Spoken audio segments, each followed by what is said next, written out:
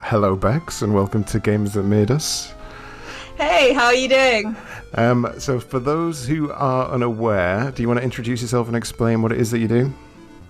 Hi, I'm Trista Bytes, and I'm a geek, YouTuber, and Twitch streamer. So I cover a whole range of stuff from retro gaming, or just gaming as I call it because I'm old, comic books, movies, old 80s and 90s cartoons, a whole bunch of nostalgia stuff, science fiction, just generally anything I like that we generally start to talk about. I also do a lot of videos at events like EGX and Play Expo stuff, and sometimes when the world allows it, I present on stages and host panels and things as well there too. You certainly do. I was watching the video that you put up of your Q&A hosting in Margate, and I have to say you did a bloody good job, because I think I would have just been a nervous wreck before I got on stage. I powered through that one. You could kind of tell, if you know and you listen back to it, especially the beginning of all the videos like from Play Margate, I had horrific tonsillitis. Oh no. So I was in insane amounts of pain, and I was using sort of 10 times the recommended daily dose of that throat numbing spray and drinking cough medicine out the bottle like some kind of crazy cough medicine junkie. It was entertaining, but it was worth it. I couldn't speak for a week after that. Yeah, I can well imagine. Yeah, shocked everybody. I'm quite known for not shutting up.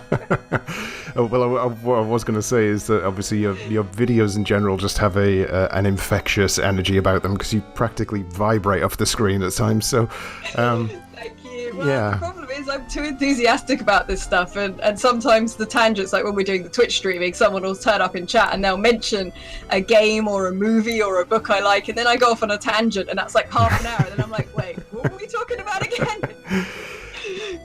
So, with that, obviously your enthusiasm and your passion is there. How is it that you took that initial passion and decided, I'm going to do this, I'm making my own channel and Twitch and everything else? What was it that pushed you into that? It all kind of happened by accident. This was not the intention.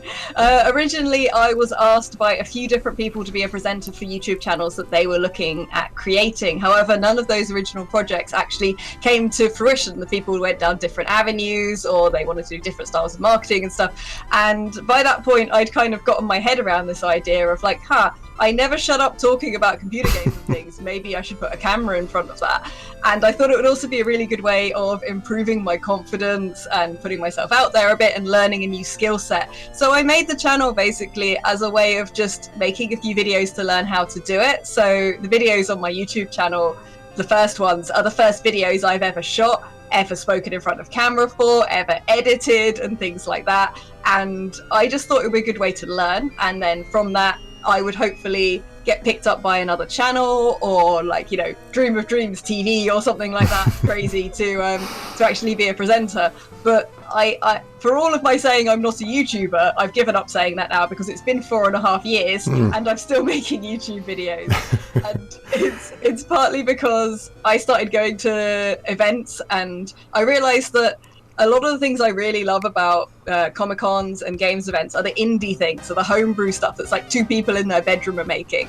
And I thought, well, I want to know about these things. It seems like a nice thing to do when I'm learning, to put a camera in front of that, and I can interview people and hope share their comic books, their games they're making with people that might never find them otherwise. Yeah. And I just kind of fell into it from that point on, and just massively enjoyed doing that, and all the indie games guys and indie comic guys. So it's like, seemed to respond really well to it. And then when people started replying and commenting saying like, I've now bought this game, or I've signed up for the beta for this, or I'm reading this comic book because you made a video on it, it was just really lovely to sort of see that community and be able to help the indie community with like the awesome work they're doing. And after like a few years of doing that, people just kept telling me to do Twitch.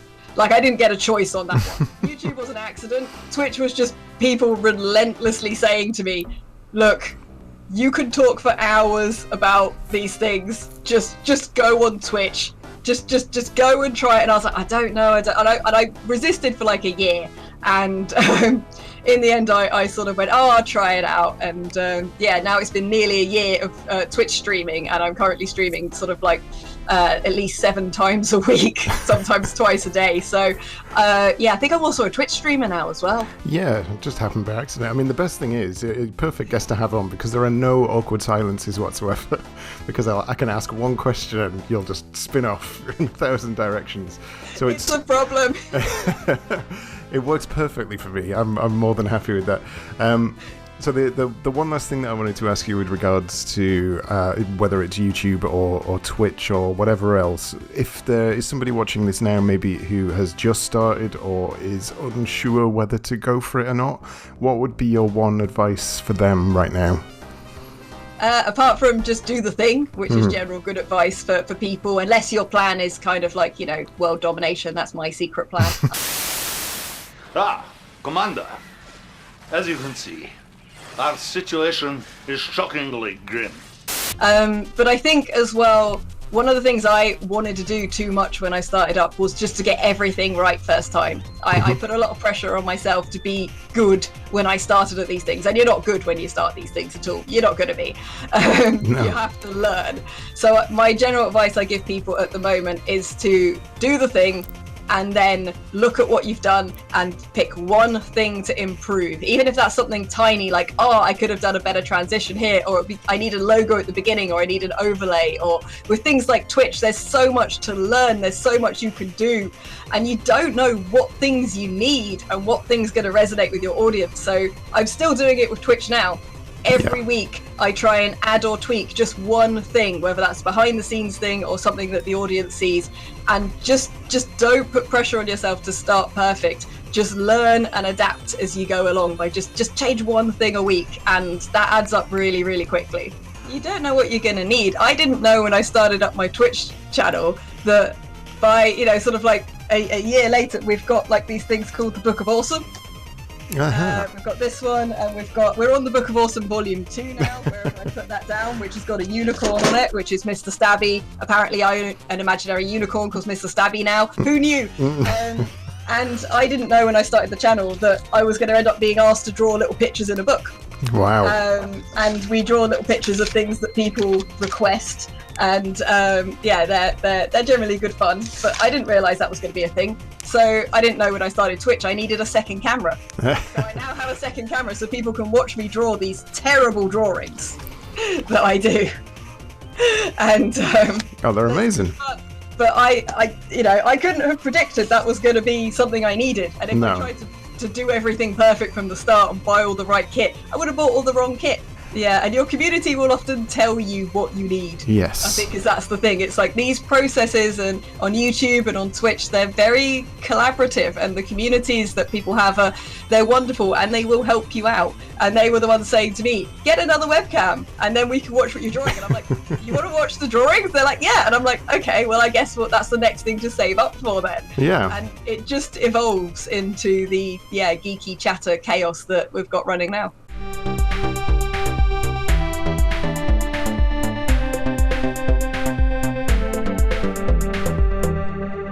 Now, I asked for 6 games, and you immediately broke the mold and added another one on, but you don't know what the game is called.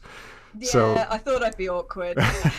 So this is, I've just got this listed as mystery game and very few notes underneath for obvious reasons. So do you want to describe what this thing is?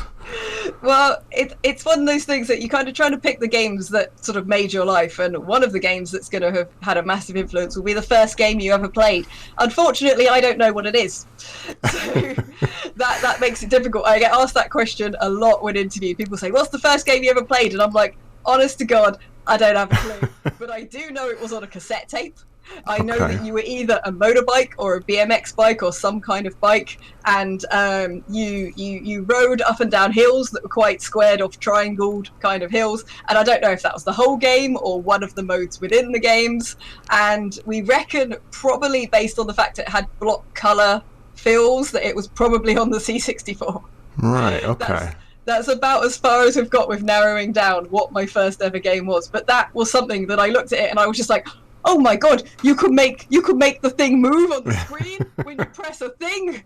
And that's kind of life-changing. But unfortunately, as a kid, I didn't think to go, I better look at the words on the cassette tape box. No, of course and not. See what that says. So no clue. If anyone knows what that game is, let me know from that incredibly vague description. Yeah, I mean, people have found things with less information than that, so we could possibly be onto something there. I'll get in touch with any answers that appear in the comments, because it'll be interesting to finally put a nail in what game that actually I'd love is. to know, because literally that's the first question everybody asks me. What was the first game you ever played? And I don't know. No. I'm lost. It's a missing piece of my evolution as a games player. The first one. Okay, come on, YouTube. We'll get on it. We'll get this one solved.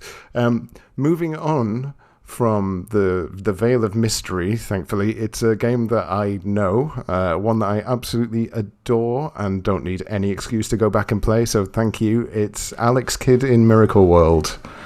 Yeah, that game was epic and has so many good memories for me, because the first games console that my family owned was the Master System, the Mark II version, the one that looks like a bubble where someone's just kind of inflated whatever their intended design was, with its little bubbly lid. It's so cute. It's such a bad design. I love it. And R1 had Alex Kidd in Miracle World as the built-in game, so that was the first game we had. We played a few other things as well. We had Rescue Mission is one of my most beloved games, and Operation Wolf and stuff like that, because that was not only can you make the thing move on screen, you could shoot the thing on screen. Just mind blown. But Alex Kidd used to sit and play with my sibling, and we used to take turns. Yeah.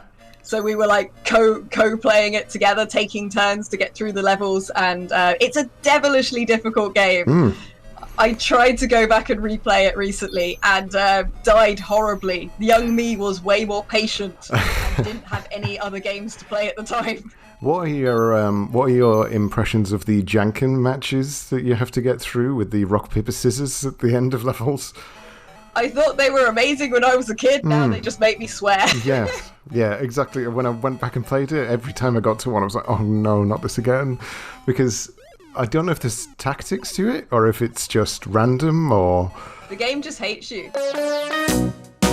I didn't get very far at all on trying to replay it. I was trying to play it on stream, so I'm also reading chat at the same time. It's just basically 40 people laughing at me as I like getting frustrated with the game of rock, paper, scissors. Yeah. But it is... Yeah, it's a game, and I remember fondly sitting there and playing it co-op and taking turns, and we used to make up songs. So you've got various bits in the levels that were just really difficult and took a lot of goes to get past. There's one really early on in the game where you're underwater and you're swimming along, and there's a little like area you have to swim in, and a fish is moving up and down in it. And you can kill the fish by punching it, or you can avoid it, but it's very difficult to avoid. And I just remember sitting there with my younger sibling, and we just take turns, and every time we were playing it, we were just singing, kill the fishy, kill the fishy, kill the fishy, in time with the music. And we did that for like every level. We had songs for the entire game. I'm never going to be able to play that level now without hearing that as I go through, because that fits the music perfectly as well. Kill the fishy, kill the fishy, kill the fishy. It's my next single. Kill the fishy, kill the fishy. We're going straight to number one. Available on iTunes. When we think about Sega then, especially on the Master System, you've got Alex Kidd as their initial mascot. Another mascot came along and kind of destroyed Alex Kidd forevermore, and that was Sonic. Now, Sonic was your choice, the Mega Drive version, if I'm not mistaken. Yeah, because the Mega Drive, that one, yes. In fact, that's my Mega Drive from when I was a child. It was so precious I kept the box, the instructions, and didn't even send off the guarantee card because I refused to part with any bit of paperwork from that box, apparently. And that I saved up for with my pocket money. Wow. It's the first thing I ever bought myself. And it was vastly important to me. So I did play Sonic a little bit on the Master System, but that was a shared console. But when I got the Mega Drive, that meant I could sit and just play games for hours and hours and hours, possibly without eating my dinner, getting in trouble from my mom, and not going to sleep and things like that. And Sonic was a series that I really, really jumped on and was just like, this is amazing. This is the future. It's a hedgehog with attitude. He goes at the speed of light. I can't actually find my Sonic 1 cartridge, quite frustratingly, but I do have a tiny Sonic 1 cartridge. Oh, bless. There we go. It's beautiful. There we go. My little miniature Model 1 there. But yeah, I had pretty much all the Sonic games. So Sonic 2 came with was my pack-in game, so I had Sonic 2. Sonic 3 also as well. So I played them all through. Sonic and Knuckles, one of my favourites. Sonic 3D, which nobody likes. And also Sonic Spinball, which I don't think I've got out here, but I really like Sonic Spinball as well. Yes, so do I. Yeah, I think you're the only person I know that said they like Sonic Spinball. I liked it. It obviously wasn't Sonic 3, which is what people wanted. Well, Sonic 3 was only half of Sonic 3. Sonic and Knuckles was the other half of it. So Sonic 3 wasn't Sonic 3 either, people. And I just loved them. And Sonic 1 was like the introduction to that kind of game. Alex Kidd introduced me to frustration. Sonic introduced me to something that was a little bit easier to play through and fast. And it was just such an awesome time to be a gamer, I think, when you had mascots like this coming into the world. And I used to watch all the cartoons for Sonic as well, read the comic books, drew little pictures on my school books of Sonic and Tails, you know. Yeah. I had a Sonic the Hedgehog Choose Your Own Adventure book, and I lent it to somebody and never got it back, so... But I hope you never were their friend again. No, I wasn't. I don't actually think I spoke to them again. I think that was the main issue why I never got the book back. I liked all versions of Sonic. I even borrowed somebody's Game Gear once at an after-school club and just sat playing all the versions of Sonic on that as well. I couldn't really get enough of it. And I think for me, Sonic 1 is an iconic one because it started that love for me. Yeah. But I liked all of them. To me, they are just a blur of blue speedy awesomeness. Yes. And the music as well, I think, was something that made, much as I loved the music in Alex Kidd and singing along with it, it wasn't the best soundtrack in the world. No. Whereas the Sonic games came along, and I used to sit and use the sound test screen on the Sonic games. Oh, yes. To then record from my little CRTV onto a cassette. So I had all the Sonic music on cassette that I'd recorded myself, and I drew little cassette covers with the little grid with the yellow and orange background. Oh, wow. Like this, I drew little covers with the coloured in these backgrounds with felt tips and made my own little Sonic albums on cassette. And used to take the music with me in my knockoff Walkman when I went to school and stuff. So that series just... I think it really cemented my love for these kind of platform games and things. Yeah. Everything about them was just such a step up, I think, from a design perspective. But what I've found from your games list, really, is that we've kind of followed a similar path through games, but across different consoles. Because I grew up with a SNES, you grew up with a Mega Drive, and your next game that comes up is one that I had heard of. I think one of my friends is a very big fan of the game, but I'd never really gotten around to playing it. And playing it this time, I was blown away by the fact that this is potentially one of the first RTS games around, certainly on consoles that I can think of. But this is Mega-lo-mania on the Mega Drive. Yes, which I got at the same time as getting my Mega Drive. My dear mother was so impressed that I'd saved up the money to buy a brand new Mega Drive 2 from Argos. That she said I could have a game as well. And one of my best friends, she had Mega-lo-mania, and it was one of the reasons I wanted the Mega Drive, right. apart from the Sonic games and stuff, was because I'd been playing Mega-lo-mania around at a school friend's house, because she raved about the game, and we used to sit and play it for ages. So yeah, I got given this game as my bonus for the fact I'd managed to not spend my pocket money on chocolate every week for like a year nearly to buy that. Wow. And I still adore Mega-lo-mania. At the time, I obviously know it started off on the Amiga first.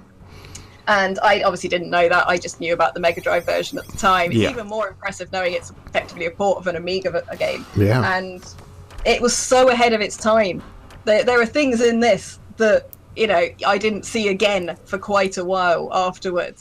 And the way it played, and the sense of humour, the sarcasm as well. Yes. I seem to have a thing for games of sarcasm in. And it just, I could play this for hours and hours and hours, and every time it would be different, and it never stopped being funny. And yeah, it's just such a classic game, and I'm always like, when you find someone else that played this, just the level of enthusiasm that you get from them, it's just off the charts, really. So I didn't have much experience with that game, but I have absolutely zero experience with the next game, and I'll be honest, it's the only one that I've yet to test out, because with it being an RPG, I didn't think I'd be able to do it justice in the very short amount of time I would have played it. So this is Lunar Silver Star on the PS1. Yeah, I have both, just to make anyone that does like this game, just to make anyone who's watching this hate me. I have both the collector's editions for the PlayStation versions of these games. These were only released in America, so it isn't one that I think a lot of people over here played. But originally it was a Mega CD, Sega CD game. There's also a Saturn version, and the PlayStation versions were effectively an expanded remaster. Yeah. So each version of the game, because there's effectively sort of two games primarily, and they kind of remaster them and add to them. So there's actually quite a few different versions of this you can play, and each one is subtly different. There's a version on the Game Boy Advance that's also really, really good as well that I enjoyed, where they kind of cut it down a lot, obviously, but it's still a very enjoyable game. And being that it was first released on the Sega CD, the Mega CD, they could have FMV type capabilities, so they just put full anime sequences in, and it was one of the first RPGs to really kind of go for having that full cinematic kind of feel. And it just made it just so beautiful. It was just such a beautiful game. And then they expanded that even further for the version that was released on the PlayStation over in the States. I don't know why they never released it here, because it's one of the best RPGs. I mean, I might be slightly biased in saying ever, but I would say it's definitely up there. And it has beautiful full animated sequences. I mean, they even have a musical number. Wow. The main character sings on a ship in the night sky with stars twinkling in the middle of one of the games. They really sort of lent into that. We are making a very immersive, beautiful story kind of angle. And the rest of it then is in very traditional, like top-down, pixely RPG, JRPG format. And it's a really, really beautiful game, and I wish they'd released it in more territory so more people could enjoy it. I think the Sega CD version came out in the States, possibly here as well. I believe the Saturn version only came out in Japan, and then this version only came out in the States. So it's had a really kind of weird, checkered kind of series of releases, despite there being so many versions of it. Yeah, it's not one I've ever heard of, I'll be honest, and that would explain it. I watched quite a few videos about it beforehand, and obviously it originally released on the Saturn, and apparently on the Saturn version it was random battles, and on the PS1 version he changed it so that you could actually see the enemies on the field, and obviously expanded on quite a few other parts, but the developer had said that the PS1 version was his ultimate version, essentially. So yeah, I can definitely see why you've picked the PS1 version of the original, because just random battles in general upset me. But the game itself, without having played it kind of looks like a cross between Breath of Fire for the top-down walking around and a little bit of SRPG, I want to say, like Final Fantasy Tactics for the actual battle mechanics, because there seems to be like proximity going on. They're not like static left and right side of the screen, they move around and stuff. Yeah, it varies depending on which version of the game you're playing. Alright, okay. Version of the game, they kind of updated and tweaked the battle mechanics and the way like random encounters work and the map and the story. So there's extra story sections in this version that you won't find in the version that was on the Mega CD or on the Saturn and stuff like that. Right, so okay. This is kind of like remake, remaster, retelling, expanded version at a time when getting sort of these kind of like remake versions wasn't really sort of getting that much attention. Now you remake a game and it's headline news everywhere. Yes, yeah. These guys have been doing this for some time, so they added in extra story sections, fleshed out some of the characters that they didn't have room to fit any more stuff for them on the previous games, because they were working with obviously the limit of the format they were working on. Yeah. So they've sort of expanded and reduced the game depending on the release. So yeah, it is slightly different in all the versions, but generally I think it is agreed, and I think you've picked up on it too, that people generally think that the PlayStation 1 version is the best version. Yeah. Well, moving on to the next title, and no one can accuse you of not mixing up the consoles on this one. We've gone from your original computer, which may or may not have been a Commodore, to the Master System, to the Mega Drive, to the PS1, and now we're moving to the Jaguar, and the game is Tempest 2000. There is my copy of Tempest 2000. It cost me £5. Wow. As it says on the side there. And this was another game that changed my life. I've tried to pick games that had a big effect on me in one way or the other, which is why it was difficult with the RPGs, because I'm also a massive fan of the Phantasy Star series on the Mega Drive, but I didn't want to just pick Mega Drive games. But yeah, that's what got me into RPGs, but Luna was what sort of showed me sort of like what RPGs could be at their ultimate. And Tempest 2000 showed me what obsession could be at its ultimate. Because I played this game to the point where I used to dream it. Wow. That was the extent of my love for this game. I've also met Jeff Minter, who created the game. He's absolutely lovely man. He created his software company is called Llamasoft. He also owns llamas. Oh right, yeah. I knew he was obsessed with just animals in general. I think the first game I played by him was Revenge or Attack of the Mutant Camels. Yeah. You've got Llama as well. Yes, exactly. I didn't realise he actually had llamas, which makes a lot of sense now I think about it. He owns a lot of llamas and sheep, and he live streams them on Twitter every morning and says hello to them all. It's very sweet. And he's just a wonderful human being, and he has so much love for the games he creates. He just creates things he loves, and I think that comes through very, very much. And I played Tempest. I didn't really ever play the original Tempest. So I didn't really get to go to arcades much as a kid. I was much more of a console home computer gamer because we just couldn't afford to go to the arcades. They were things I looked at longingly and walked past. I have obviously played the original one quite a few times nowadays. I even have a mini arcade cabinet of the original version. Wow.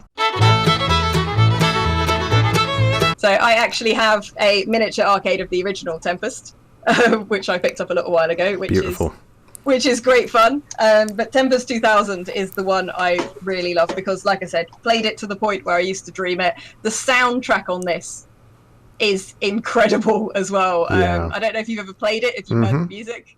Yes, the music's fantastic throughout. All of Jeff Minter's games are the same with regards to music. They absolutely stand out.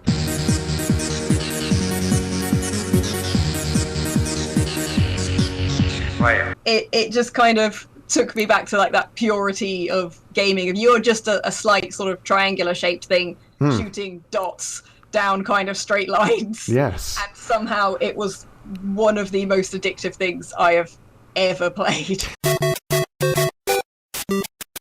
So a lot of people will complain about this controller and be like, oh, these buttons are all stupid. I'm like, no, if you're playing Doom, if you're playing Alien vs Predator or something like that, having these overlays and having access to all those buttons, it's awesome. You can just change your weapons on the fly. You can call up your heads-up display and stuff like that.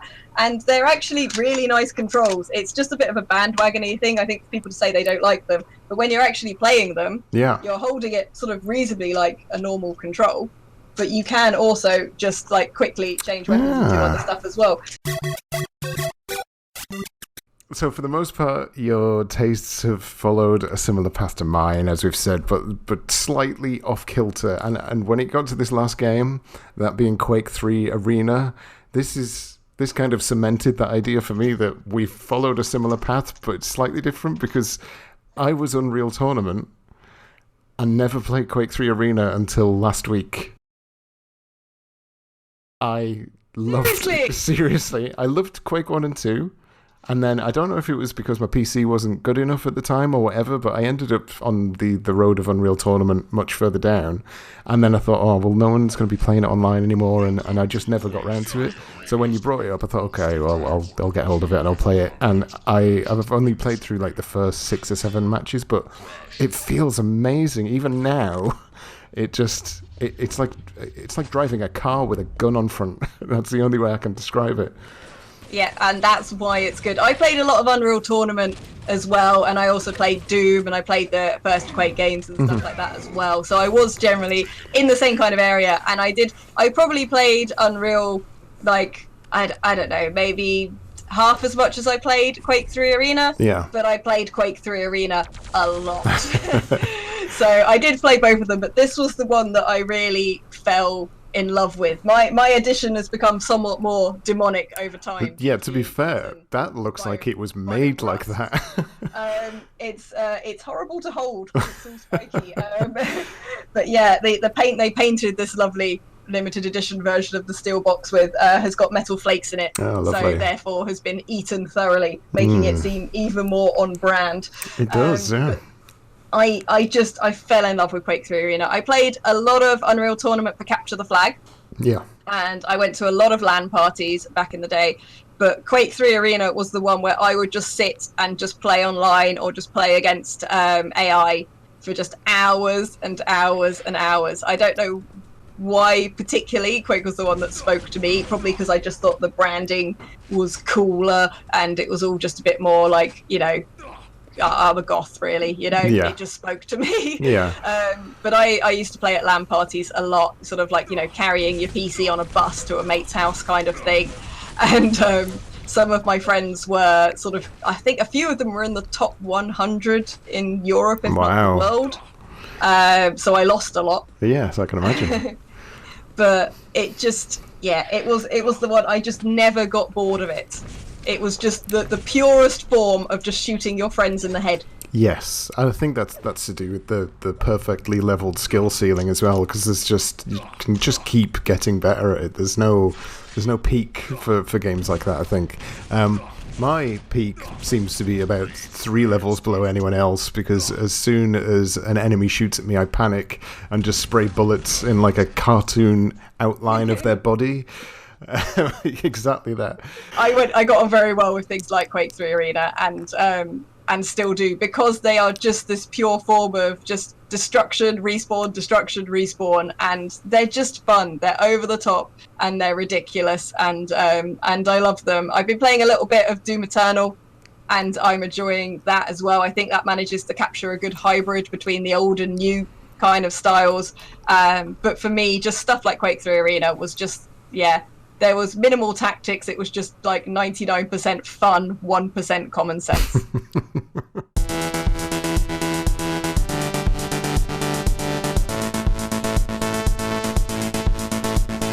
Before we do draw to a close, do you have anything exciting coming up that you want people to know about? Well, generally, if people want to stay in touch with me, I've got the username Trista Bytes on Facebook, Twitter, Instagram. I've got a Discord as well. I'm streaming pretty much every day. We do loads of just chatting streams and also some gameplay too, with a whole bunch of random different things. And yeah, I've got lots of stuff still to edit to go up on the YouTube channel as well, including videos where I was doing retro game shopping out in Tokyo. We've got hundreds of clips because I kept seeing nice things. I can't really walk past a row of like Famicom games and all their beautiful different colours without taking a shot of it, apparently. So I've got like 150 clips from that to sort through. And yeah, just kind of watch this space, really. I plan to keep making content and keep just like with the Twitch streaming, and maybe one day I'll run out of things to say, but it looks unlikely. Well, thank you again for coming on, and we'll leave it there. Thank you very much.